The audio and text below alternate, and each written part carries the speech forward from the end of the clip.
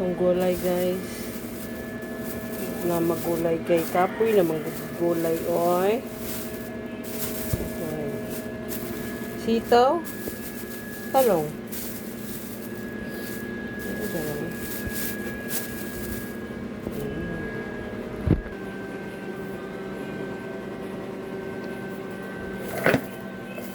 Ano na niya ito gulayon guys.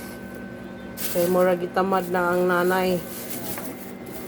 Talong sari-sari. Ilagay mo natin ito sa rep.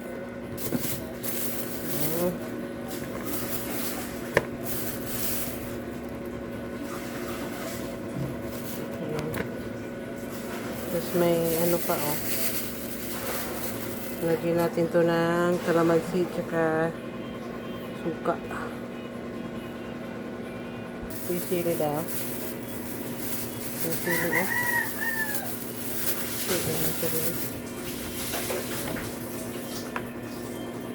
Pong apo. Pampakinis ng balat. Minsan guys ng prutas guys. Kay para gaganda yung balat natin.